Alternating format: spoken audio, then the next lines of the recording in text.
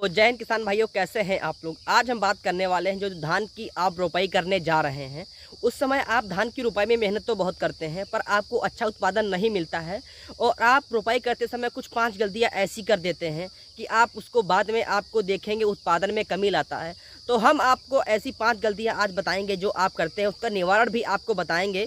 क्या आप क्या करते हैं कि आप जो रोपाई है और नर्सरी उसकी अच्छे से तैयार कर लेते हैं, फिर भी आपको लगाते समय यानी कि उसको लगाते समय आप ऐसी 5 गलतियां कर देते हैं ताकि उत्पादन अच्छा नहीं मिलता है। तो आज हम आप टॉपिक आपको वीडियो में बताएंगे 5 गलतियां जो आप करते हैं और उत्पादन अच्छा नहीं मिलता। चलिए वीडियो को शुरू करते हैं। तो किसान भाइयों, नंबर 1 पे बात करेंगे हैं। क्या करते हैं किसान भाई, जो नर्सरी होती है वो 35 से 45 दिन की हो जाती है, तब क्या करते हैं किसान भाई अपने खेत में लगाते हैं। तो आपको एक चीज़ ध्यान में रखना है, जब आपकी जो नर्सरी है वो 25 से 30 दिन के बीच में हो तभी आपको अपने खेत में उसकी रुपाई कर लेना है। होता क्या है, तभी वो अपनी जो बढ़वार होती है तभी वो हो पाती है अच्छे से, उसके जो कल्ले होती तभी निकल पाते हैं जब 25 से 30 दिन के अंदर लग जाते हैं। अगर आप 35 से 50 दिन के अंदर उस नर्सरी को अपने खेत में लगाते हैं तो क्या करती है, वो कल्ले और पैदावार अच्छा नहीं कर पाता है, यानी कि जो उसका फुटाव है वो ज़्यादा नहीं हो पाता है। तो आपको ध्यान में रखना है 25 से 30 दिन के बीच में जो आपको नर्सरी है तभी आपको अपने खेत में लगाना है। उससे कम ज़्यादा दिन के बाद आपको नहीं लगाना है, ये चीज़ आपको ध्यान में रखना है। तो किसान भाइयों, नंबर 2 पे बात करेंगे हम। क्या होता है किसान भाई क्या करते हैं, जो एक जगह पर कम से कम 6 से 7 जो नर्सरी के पौधे होते हैं वो लगा देते हैं। तो आपको ध्यान में रखना है, आपको एक जगह पर आपको 1 से 2 से 3 पौधे लगाना है, उससे ज़्यादा आपको नहीं लगाना है। उससे क्या होता है, अच्छी धूप मिलती है। अगर आप 1 से 2 पौधे एक जगह लगाते हैं तो उसको धूप पर्याप्त मिल जाती है। अगर आप ज़्यादा कल्ले एक जगह पौधे लगा देते हैं 5 से 6, तो क्या होता है, अच्छी हवा और अच्छी धूप नहीं मिल पाती है। उसके कारण जो पौधा होता है वो पीला पड़ जाता है या तो सूख जाता है। तो आपको ध्यान में रखना है, एक जगह पर 1 या 2 लगाना है, उससे ज़्यादा आपको पौधे नहीं लगाना। तो किसान भाइयों, तीसरे नंबर पे हम बात करेंगे। क्या होता है, जब आप रोपाई कर रहे होते हैं तो आप बहुत पास पौधे लगा देते हैं। तो आपको एक चीज़ ध्यान में रखना है, जब आप रोपाई कर रहे हो तो कम से कम 20 सेंटीमीटर की दूरी हो और आपको घने घने नहीं लगाना है। उससे क्या होता है, उत्पादन में कमी आ जाती है।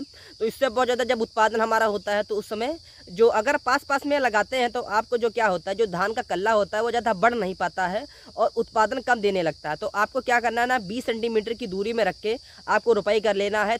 और ये आपको ध्यान में रखना है कि 20 सेंटीमीटर दूरी होनी चाहिए जब आप रोपाई कर रहे हो और ज़्यादा घना आपको पेड़ नहीं लगाना। तो किसान भाइयों, चौथे नंबर पे बात करेंगे। होता क्या है, जब आपकी रोपाई हो जाती है तो किसान भाइयों क्या करते हैं, ज़्यादा खेत में पानी भर देते हैं। जैसे आपकी नर्सरी आपके खेत में लग जाती है तो आपको क्या कर लेना है, हल्का हल्का पानी लगाना है। आपको बहुत ज़्यादा पानी नहीं भरना है। किसान भाइयों क्या करते हैं, जैसे आपकी अगर खेत में पौधा लग गया तो कसके पानी भर देते हैं। आपको जल भराव ज़्यादा नहीं रखना है, आपको समय के अनुसार और हल्की नमी बनाए रखनी है जो कुछ शुरुआती दिनों में आपको। उसके बाद आपको बाद में पानी भर लेना है कम। जब आप शुरुआती दिनों में आपको हल्की नमी बनाए रख लेना है, खेत में ज़्यादा पानी नहीं भर लेना। उससे क्या होती है, नर्सरी हमारी पीली पड़ जाती है और जो होता है कि कुछ जो पौधे होते हैं वो पानी के नीचे रह जाते हैं, उसमें से वो ऊपर नहीं आ पाते हैं, तो हमारा जो पौधा होता है वह सूख जाता है। तो आपको क्या रखना है, शुरुआती दिनों में आपको कम से कम हल्का पानी लगाना है, बहुत ज़्यादा आपको खेत में पानी नहीं भर लेना। तो किसान भाइयों, नंबर 5 पे हम बात करेंगे। किसान भाई क्या करते हैं कि जो यूरिया पे निर्भर हो जाते हैं, तो आपको ध्यान में रखना है, आपको यूरिया पे ज़्यादा निर्भर नहीं रहना है।